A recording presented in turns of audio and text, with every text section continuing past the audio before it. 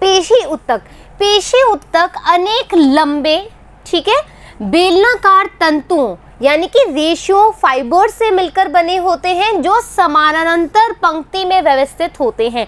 इनका जो अरेंजमेंट है वो कैसा है, समानांतर है। जैसा कि हम बात करें स्मूथ जो टिश्यू होते हैं हमारे, ये देखो इस तरीके से क्या होगा, ये समानांतर एक अरेंजमेंट में व्यवस्थित होते हैं, हाँ या ना।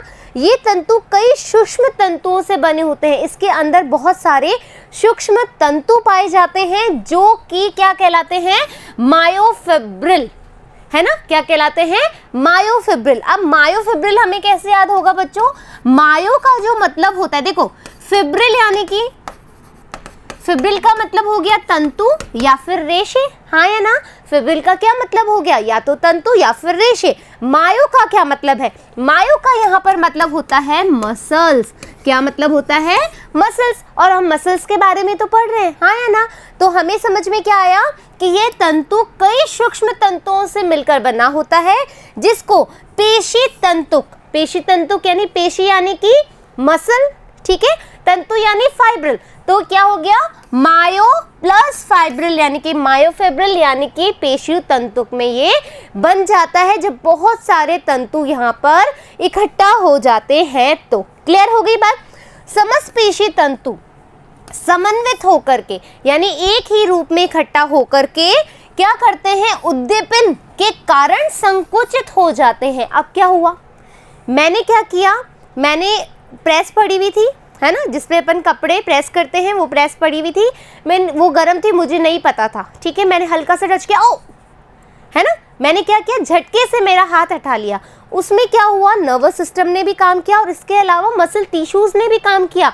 क्यों, क्योंकि जो बाहरी उद्दीपन हुआ, जो बाहरी वातावरण से मुझे कोई भी संवेदन हुआ, उसके प्रति मैंने क्या दिखाई, क्रिया दिखाई, हाँ या ना, मैंने कोई रिस्पॉन्स दिया, कोई रिएक्शन दी, मुझे गर्म लगा, मैंने फटाफट से हाथ हटाया, हाँ या ना।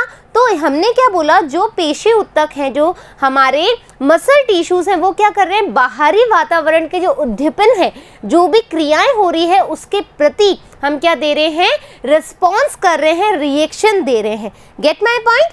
तो संकुचित हो जाते हैं, पुनः लंबा होकर के अपनी असंकुचित अवस्था में आ जाते हैं। कैसे, हाथ लगाया, संकुचित हुआ, वापस से अपने नॉर्मल स्टेज में आ गया। क्लियर हो गई बात। देखो बच्चों, कोई भी लाइन है उसका एक सीधा सीधा मतलब होता है, फाइन। हम यदि वो मतलब निकालना समझ जाए ना तो हमें कोई भी रोक नहीं सकता। क्लियर हो गई बात, आगे बढ़े।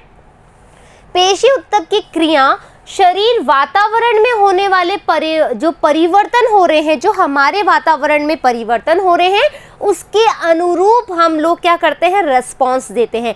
जो हमारा जो मस्कुलर टिश्यू है वो क्या कर रहा है, बाहरी वातावरण के उद्दीपनों के अकॉर्डिंग क्या दे रहा है, प्रतिक्रिया दे रहा है, रेस्पॉन्स दे रहा है या रिएक्शन दे रहा है। Get it. यह शरीर के विभिन्न अंगों की स्थिति को नियंत्रित करने में मदद करता है।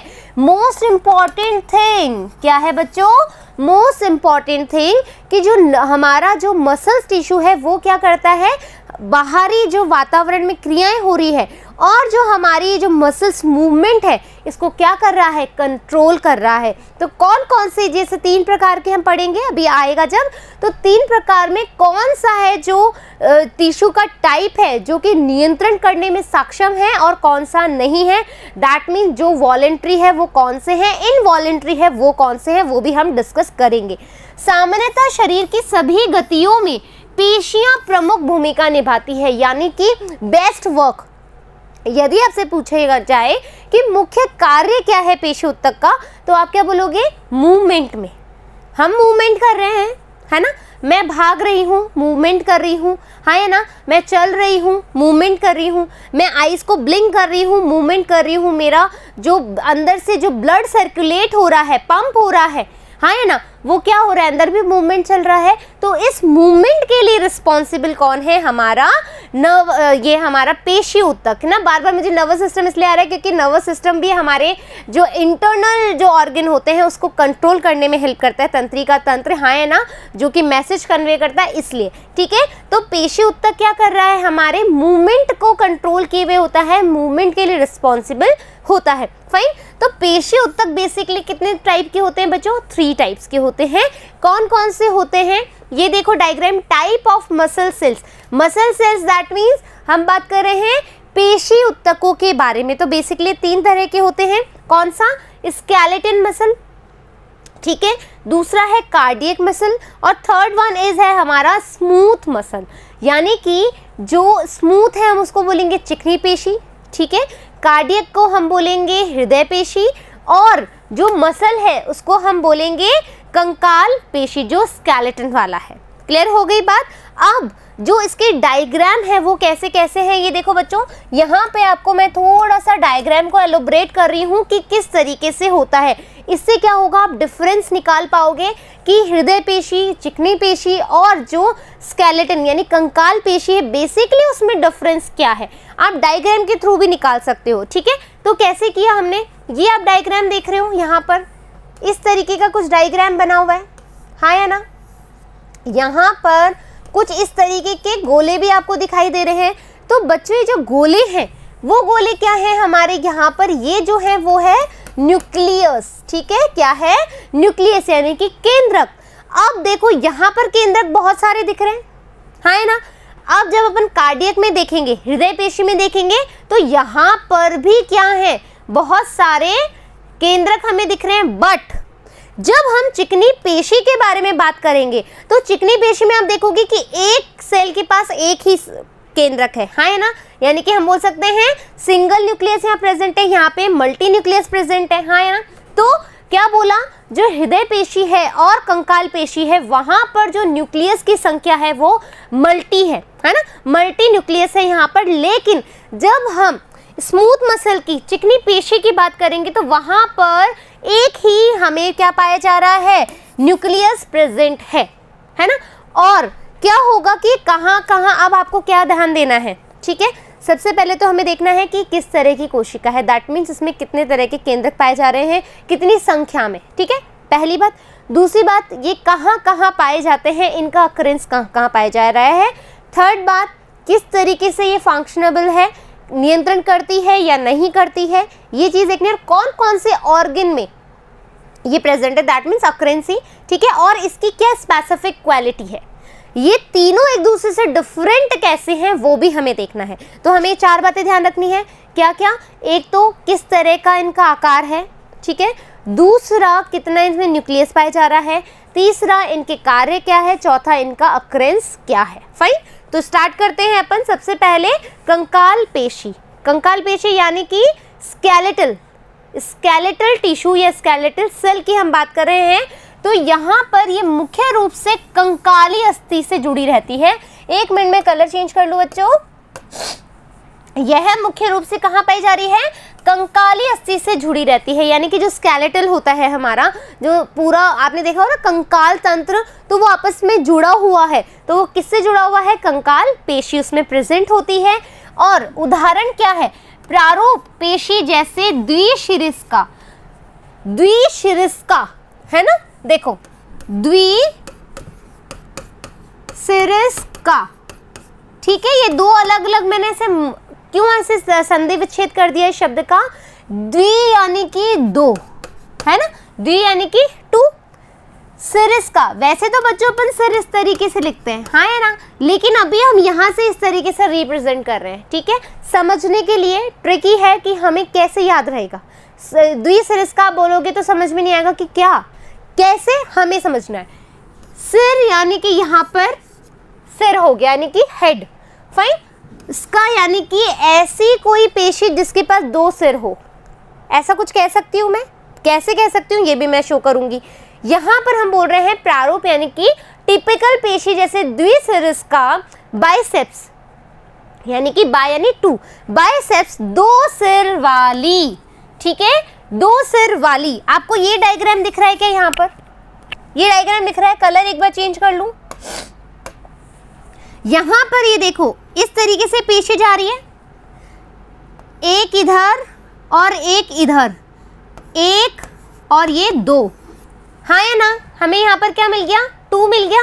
कि इस तरीके से एक बार कलर और चेंज कर लूँ, रेड कलर से बता दूँ क्या, देखो यहाँ पर अपना एक सिर, ये 2 सिर यानी बाइसेप्स, एक पेशी पर प्रेजेंट है, ये एक हो गई, ये एक हो गई, तो हम क्या बोल रहे हैं, ये जो पेशी है वो कैसी है, द्विसरिस्का है, बाइसेप्स वाली है ना, टिपिकल पेशी है।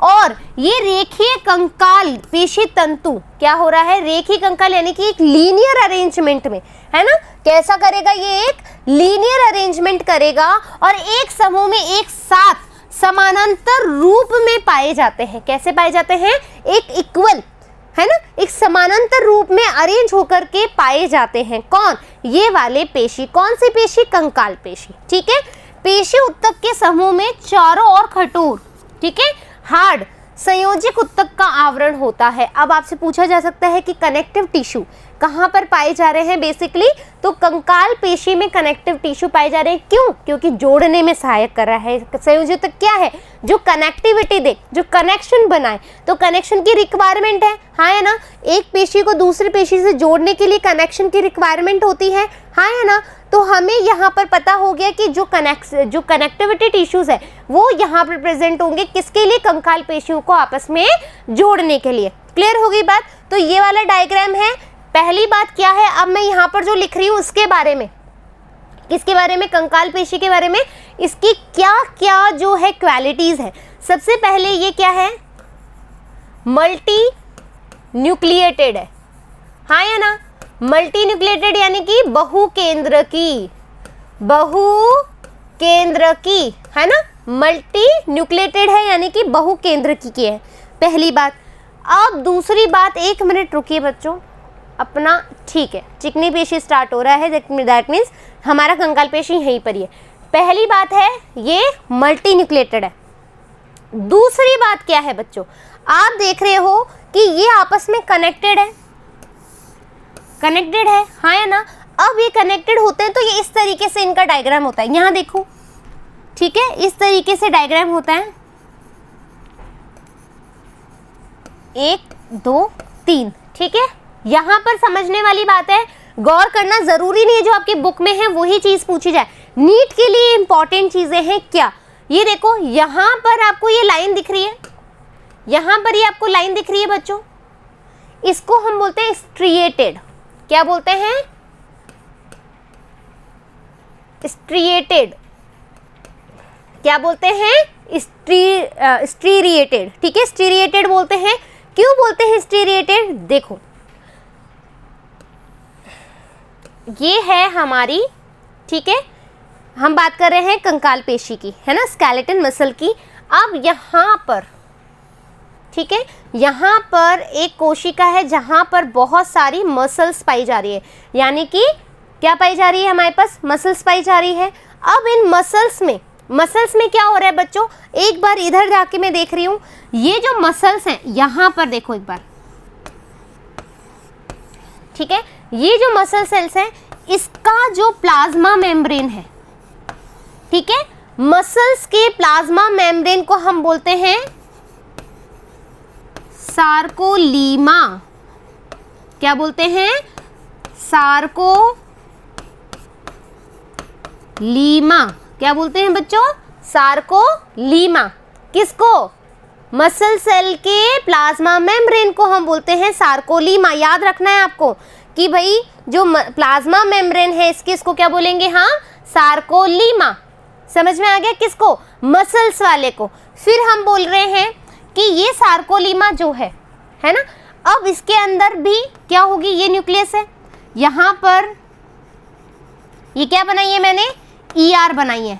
अब जो मसल्स की ER होती है, जो मसल्स की एंडोप्लाज्मिक रेटिक्यूलम होती है, अंतः प्रदर्वी जालिका जो होती है, उसको हम क्या बोलते हैं,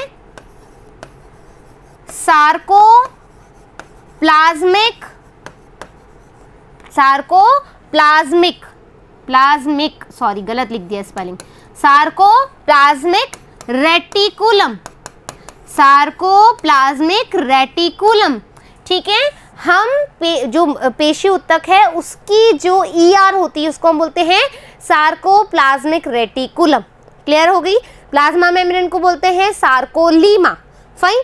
अब आप ये सोचेंगे मैम ये इतनी सारी चीजें हमें क्यों बता रहे हो, क्योंकि नीट में क्वेश्चंस आते हैं बच्चों, है ना, नीट में क्वेश्चंस आते हैं। कैसे आते हैं बताती हूँ, यहाँ तक क्लियर हो गई, आगे बढ़ूँ।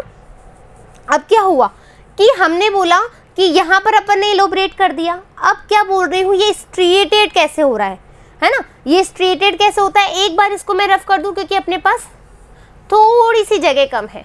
फाइन, ये आपको यहाँ पर मैंने समझा ही दिया। अब क्या हुआ कि जो कोशिकाएं हैं, ठीक है, ये वाली जो आप देख रहे हो यहाँ पे, इसको हम क्या बोलते हैं, जो एक होता है एकदम थिन, ठीक है, एक होता है थिन फिलामेंट, एक होता है अपना थोड़ा कंडेंस्ड जिसको हम बोलते हैं थिक, ठीक है, ये मोटा होता है, ये थिन है तो ये लाइट कलर का होगा, हाँ या ना, ये लाइट कलर का होगा। और ये जो थिक है वो कैसा होगा, डार्क होगा, डार्क कलर का होगा। ये क्यों बता रही हूँ, समझ में आ रहा है। ये जो पतला रेशा आपको दिख रहा है ये कैसा होता है, हमारा एक्टिन फिलामेंट। क्या होगा ये, एक्टिन फिलामेंट। फाइन, और जो दूसरा हमारा डार्क वाला होगा ये होगा हमारा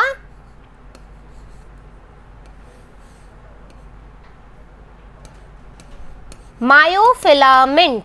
क्या होगा ये हमारा मायोफिलामेंट, एक्टिन फिलामेंट और मायोफिलामेंट। क्लियर हो गई बात। अब क्या हो रहा है, ये एक्टिन और मायोफिलामेंट स्ट्रिएटेड कैसे आया मैडम, है ना, क्वेश्चन क्या आ रहा है, स्ट्रिएटेड का क्या मतलब है। ये देखो इनका जो अरेंजमेंट होता है वो कैसा होता है, यहाँ पर पतला, फिर यहाँ पर भी पतला, फिर यहाँ पर ये डार्क वाला, फिर यहाँ पर पतला, यहाँ पर पतला, फिर यहाँ पर डार्क वाला, इस तरीके का अरेंजमेंट होता है। ये जो आप देख रहे हो ना स्ट्रिएटेड, ये इस तरह का अरेंजमेंट होता है। तो यदि क्वेश्चन आता है यहाँ पर, सुन लो, यदि केवल हमें पता है कि एक्टिन और एक्टिन है यानी कि पतले फिलामेंट है, तो उसको हम किससे रिप्रेजेंट करेंगे, आई से।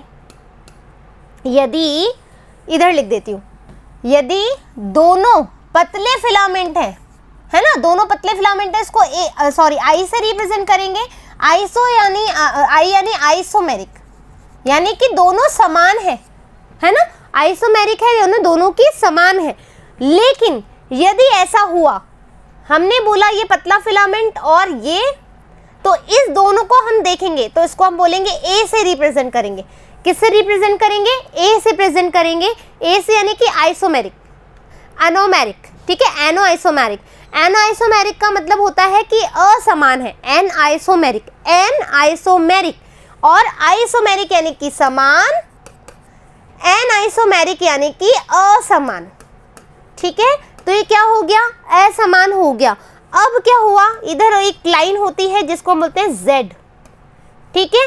इन Z के मध्य में एक लेयर होती है, इन Z के मध्य में जो एक दूरी है उसको हम बोलते हैं सार्कोमियर। क्या बोलते हैं, सार्कोमियर।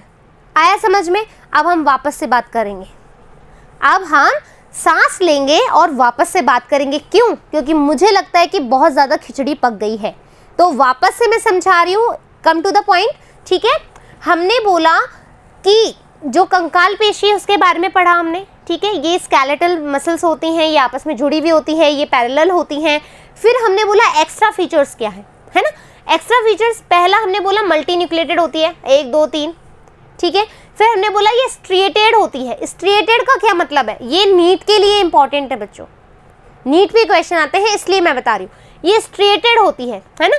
स्ट्रिएटेड का क्या मतलब होता है कि जब हम बात कर रहे हैं एक मसल टिश्यू की, है ना, मसल्स की, तो पेशी उत्तक की जो प्लाज्मा मेम्ब्रेन होगी इसको हम बोलेंगे सार्कोलीमा, ठीक है।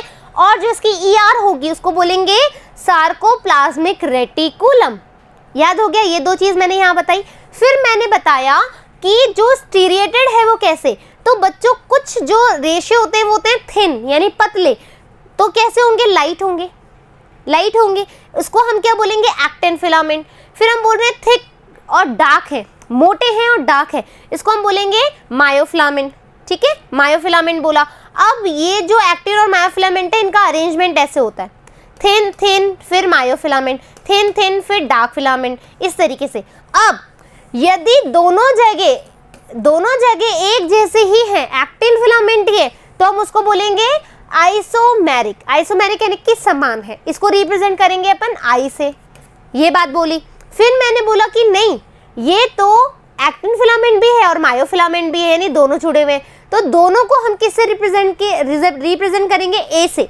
ए मतलब एनाइसोमेरिक यानी कि जो कि असमान है। भाई एक पतला है एक मोटा है, असमान हो गया, तो हम इसको रिप्रेजेंट करेंगे ए से। तो ये जो अरेंजमेंट है ना, पतला पतला मोटा, पतला पतला मोटा, इसी अरेंजमेंट को हम बोलते हैं स्ट्रिएटेड। इसी अरेंजमेंट को हम बोलते हैं स्ट्रिएटेड।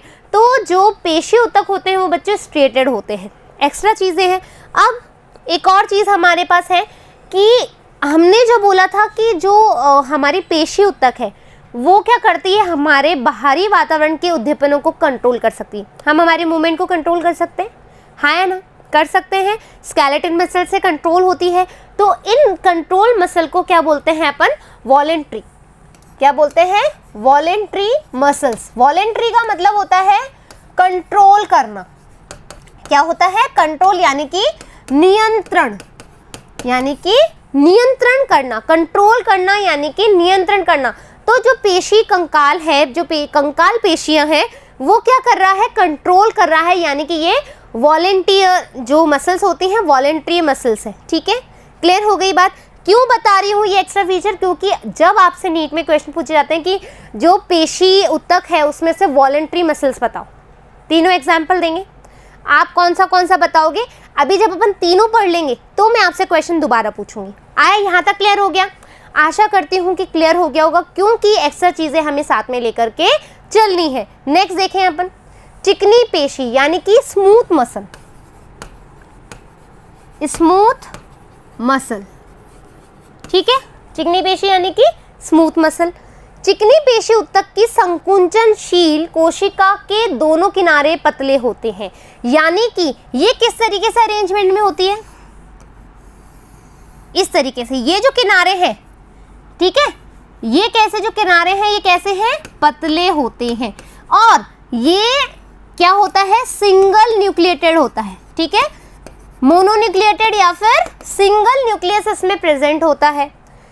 इनकी रेखा व धारियां नहीं होती। रेखा और धारियां क्या बोला मैंने, स्ट्रिएटेड। यहाँ पर ये स्ट्रिएटेड, ठीक है, स्ट्रिएटेड, ओहो, स्ट्रिएटेड नहीं होती है। ठीक है, जो चिकनी पेशी है स्मूथ मसल से ये स्ट्रिएटेड नहीं होती है, जबकि कंकाल पेशी स्ट्रिएटेड होती है। क्लियर होगी, यानी कि यहाँ पर रेखा या धारियां नहीं होती, यानी कि नॉन स्ट्रिएटेड होती है। कैसी होती है, नॉन स्ट्रिएटेड। कोशिका संधियां उन्हें एक साथ बांधे रखती है। जो कोशिका संधि है ना, वो क्या करती है, इनको एक साथ बंडल में बांधे रखती है। ये संयोजी ऊतक के आवरण से ढके हुए समूह रहते हैं, जैसे कि कंकाल पेशी भी। और हमने पेशी ऊतक के बारे में जब पढ़ा था तो वहां पे हमने बोला था कि यहाँ पर कनेक्टिव टिश्यू प्रेजेंट होते हैं। ये पेशी आंतरिक अंगों जैसे कहाँ कहाँ पाया जाता है, वो तो कंकाल पेशी में पाया जाता है, सारा कंकाल मसल्स में प्रेजेंट होता है ना। ये रक्त नलिका में, ठीक है, स्मूथ मसल है ना, तो रक्त नलिका कैसी होती है, स्मूथ होती है। अग्नाशय में, आंत में, उसकी भित्ति में ये पाया जाता है। ठीक है, आया समझ में। चिकनी पेशी का संकुचन अनैच्छिक होता है, यानी कि इनवॉलेंट्री। ऐच्छिक यानी कि वॉलेंट्री, जिस पे अपन नियंत्रण कर सकते हैं। लेकिन चिकनी पेशी कैसी है, हमारी इनवॉलेंट्री है। कैसी है बच्चों, इनवॉलेंट्री, जिस पे आप कोई भी कंट्रोल नहीं कर सकते हो। मैं अपनी आई झपका रही हूँ, मुझे नहीं पता लग रहा कब झपक रही है ना, मैं कंट्रोल नहीं कर सकती हूँ, नहीं कर सकती हूँ, हाँ या ना। आप खुद अपने आप सोचो, कंट्रोल कर पा रहे हो क्या, नहीं कर पा रहे हो। तो हम क्या कर रहे हैं, जो ब्लिंकिंग ऑफ आईज हो रही है, हमारी आईज जो है वो ब्लिंक कर रही है, वो कंट्रोल नहीं हो सकती। तो चिकनी पेशी है, हाँ या ना। अंदर जो डाइजेस्टिव सिस्टम चल रहा है आप उस पर कंट्रोल कर सकते हो क्या, नहीं कर सकते हो। जो ब्लड का फ्लो हो रहा है आप उसको कंट्रोल कर सकते हो, नहीं कर सकते हो। क्लियर हो गया। तो चिकनी पेशी कैसे, इनवॉलेंट्री मसल्स है, यानी कि हम यहाँ पर कंट्रोल नहीं कर सकते हैं। इनकी क्रियाविधि पर सीधा नियंत्रण नहीं होता है, डायरेक्टली कंट्रोल नहीं कर सकते। जैसे कि मेरी मर्जी में हाथ फोल्ड करके रखूंगी, मेरी मर्जी में हाथ खोल के रखूंगी, क्यों, क्योंकि कंकाल पेशी है, कंट्रोल कर सकती हूँ। बट आईज मैं झपकाती रहूंगी, थक जाऊंगी, नहीं झपक रही भाई, कंट्रोल नहीं कर सकती, डायरेक्टली कंट्रोल नहीं कर सकती। मेरा भोजन डाइजेस्ट ना हो, डायरेक्ट कंट्रोल नहीं कर सकती। ठीक है, चिकनी पेशी कंकाल पेशियों की भांति ऐच्छिक क्रियाओं में क्या होता है, वो होते हैं असफल होते हैं, या बोल सकते हैं असक्षम होते हैं कि वो नहीं वो कर सकती कंट्रोल। तो ये कैसी है, सिंगल न्यूक्लिएटेड है, इसके जो दोनों छोर हैं वो पतले होते हैं, ठीक है। इसके अलावा ये इनवॉलेंट्री मसल से यानी कि अनैच्छिक क्रियाएं करती है। इसके बाद में मैंने बोला कि ये जो क्या नाम से, हाँ, इनका जो बाहरी उद्दीपन है उस पर हम सीधा डायरेक्ट कंट्रोल नहीं कर सकते, है ना। और ये कहाँ पाई जा रही है, जैसे एसोफेगस में जो हमारी ट्रैकियार्ड होती है ना, जिसमें भोजन नली जिसको हम कहते हैं, वहाँ पर प्रेजेंट होती है, उसकी वॉल पर। इसके अलावा ये आमाशय पर प्रेजेंट होती है, और जो भी जैसे रक्त नलिका है उस पर होती है। क्लियर होगी, इसकी अक्रेंस भी आपको समझ में। और ये क्या होती है, नॉन स्ट्रिएटेड, यानी कि इनमें रेखा या धारियां नहीं होती। देखो अभी अपन ने कंकाल पेशी देखी थी, तो मैंने कहा था मल्टी न्यूक्लिएटेड है, इस तरीके से ये स्ट्रिएटेड होता है। लेकिन यहाँ पर आप देखोगे तो कहीं पर भी स्ट्रिएटेड नहीं है, यानी कि ये नॉन स्ट्रिएटेड है। क्लियर कहानी, आगे बढ़े। हृदय पेशी, यानी कि हम बोल रहे हैं कार्डियक, ठीक है, हृदय पेशी यानी कि कार्डियक मसल। संकुचनशील उत्तक है, संकुचन होता है, पंपिंग तभी तो होता है ब्लड का, हाँ या ना, है ना, पंप तभी तो हो पा रहा है, जो केवल हृदय में ही पाई जाती है। ये कहाँ पर पाई जाती है, हार्ट वॉल पे, ठीक है। ये जो पेशी होती है वो हार्ट वॉल पे पाई जाती है। बेसिकली हृदय पेशी की कोशिकाएं कोशिका संधियों द्वारा द्रव्य कला से, ठीक है, हृदय पेशी की कोशिकाएं कोशिका संधियों द्वारा, यानी जो कनेक्टिविटी जो होते हैं वो द्रव्य कला से एक रूप होकर के चिपकी रहती है, यानी कि ये एक दूसरे से कनेक्ट रहती है, चिपकी हुई रहती है। संचार संधियां और अंतर्वृत्त डिस्क, इंटरकैलेटेड डिस्क, यानी कि जो संचार संधि है, भाई संचार होगा ना, ब्लड का पंपिंग जो होता है, वहाँ पे एक डिस्क लाइक स्ट्रक्चर होता है। कुछ संलग्न बिंदुओं पर कोशिका एक इकाई के रूप में संकुचित होती है, और एक निश्चित पॉइंट पर वो क्या करती है, pump open, pump open, pump open. और इसी तरीके से हमारा जो ब्लड है वो पंप होता रहता है, हमारा हार्ट क्या करता है, गति करता रहता है, मूवमेंट करता रहता है। क्लियर। जैसा कि जब एक कोशिका संकुचन के लिए संकेत ग्रहण करती है, भाई एक मैसेज कन्वे होगा ना, हाँ है ना, दूसरी के पास भी कोशिका के लिए संकुचन उद्दीपित हो जाते हैं। यानी कि हमने देखा कि अब यहाँ पर क्या हुआ, धीरे धीरे जो एक कोशिका है वो उद्दीपन दे रही है और ब्लड का सर्कुलेशन हो रहा है, हमारा हार्ट पंप करते जा रहा है। अब इसकी क्या क्या एबिलिटीज़ है, यानी कि एबिलिटीज़ के साथ साथ क्या इस एक्स्ट्रा फीचर्स है। ये भी क्या है बच्चों, मल्टी न्यूक्लिएटेड है ना, मल्टी न्यूक्लिएटेड है, यानी कि बहुकेंद्र की, पहली बात। दूसरी बात क्या है, ये जो होती है ये चिपकी हुई होती है, ठीक है, चिपकी हुई होती है। कहाँ पाई जाती है, हार्ट वॉल पे, है ना, हार्ट वॉल पे प्रेजेंट होती है। फोर्थ बात क्या है, ये स्ट्रिएटेड होती है, स्ट्रिएटेड होती है, ठीक है। फिर यानी कि रेखा व धारियाँ पाई जाती है इनमें, ठीक है, रेखा या धारियाँ पाई जाती है। पांचवी बात क्या है, ये भी वॉलेंट्री होती है, ठीक है, वॉलेंट्री मसल्स यानी कि ऐच्छिक होती है ये भी। फाइन, हम सांस रोक सकते हैं ना, हाँ है ना, थोड़ी देर के लिए तो रोक ही सकते हैं, कंट्रोल कर सकते हैं हम डायरेक्टली इनडायरेक्टली, हाँ है ना। तो इस तरीके से क्या हुआ, हमारी ये जो पेशी उत्तक है वो भी खत्म हो गया। हमने इसकी टाइप्स देख लिए, एक्स्ट्रा फीचर्स देख लिए, नीट के अकॉर्डिंग भी देख लिया। आपका क्या काम है, नोट्स बनाना है, डायग्राम बनाना है बच्चों, डायग्राम्स पे ज़्यादा फोकस करना, एग्जाम्पल्स पे डायग्राम वो करना, अक्रेंस पे ध्यान देना। जो जो चीज़ें मैंने आपको बताई ना, इनफ है for the NEET examination also, ठीक है। एक्टिन और जो ये मायोसिन फिलामेंट है, ठीक है, मायोसिन और एक्टिन जो फिलामेंट है, एक मिनट बच्चों,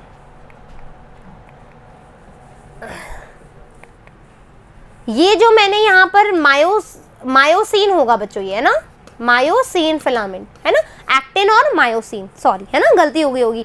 तो एक्टिन और मायोसिन जो फिलामेंट का अरेंजमेंट है, यदि एक्टिन होगा तो हम उसको बोलेंगे आइसोमेरिक, आई से डिनोट करेंगे। यदि एक्टिन और मायोसिन दोनों साथ होंगे यानी लाइट और डार्क बैंड्स होंगे तो उसको हम बोलेंगे एन आइसोमेरिक, यानी कि असमान है। जो साइड में जिगजैग लाइन होगी उसको हम बोलेंगे जेड लाइन।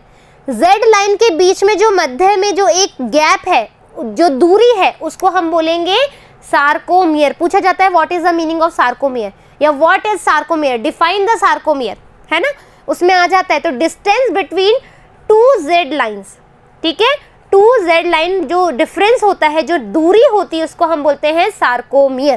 क्लियर हो गई। सार्कोलीमा क्या है, जो बाहर की आउटर लेयर है, ठीक है। हमने बोला प्लाज्मा मेम्ब्रेन लाइक, है ना, फिर हमने बोला एंडोप्लाज्मिक रेटिकुलम, तो सार्कोप्लाज्मिक रेटिकुलम, ठीक है। सार्कोप्लाज्मिक रेटिकुलम का क्या कार्य, एक और क्वेश्चन है। तो सार्कोप्लाज्मिक रेटिकुलम, आपको पता है हमारी बॉडी में जब हम एजेड हो जाते हैं तो हमें कैल्शियम की जरूरत पड़ती है, या आफ्टर 30 हमें कैल्शियम की जरूरत पड़ती है। क्यों?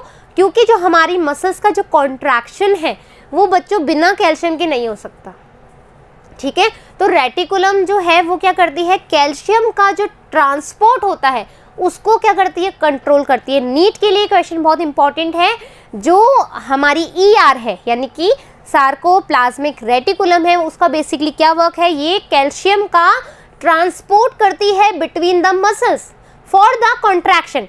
कॉन्ट्रैक्शन करने के लिए मसल्स के बीच में कैल्शियम का आवागमन को कंट्रोल करती है कौन, ईआर, जो सार्कोप्लाज्मिक रेटिकुलम है।